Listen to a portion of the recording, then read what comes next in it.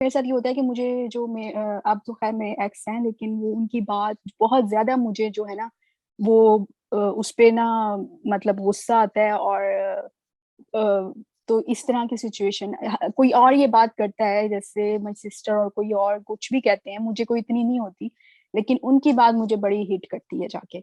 जिस वक्त आपने फरमाया कि आपकी बहन या आपके कोई और अगर वही बात करता है तो वो आपको इतनी पिंच नहीं करती कि जितना नहीं वही बात अगर। नहीं है, नहीं वही बात नहीं, लेकिन क्रिटिसाइज करता है। अगर कोई सिस्टर क्रिटिसाइज समटाइम्स वो सेम बात पे नहीं कर रही होती, लेकिन वो डिफरेंट बात होती है।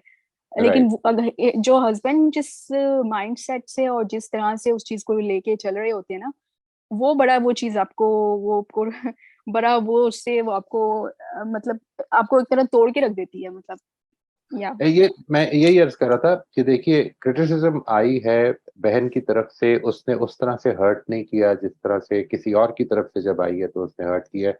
तो यहाँ पर जो फर्क है वो असल में मेरी परसेप्शन का फर्क भी बहुत इंपॉर्टेंट है।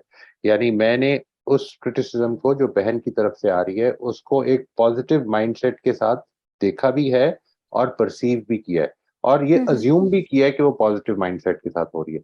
जबकि जो दूसरे की तरफ से जो मुझे हर्ट कर रही है जब वो आती है वही बात या उससे मिलती जुलती बात या उससे हट के कोई और क्रिटिसिज्म अगर उसकी तरफ से आती है तो मुझे वो हर्ट भी करती है, वो स्ट्रेस में भी डालती है, वो डिस्टर्ब भी करती है, वो दुख भी पहुंचाती है, उसको गुस्सा भी चढ़ता है।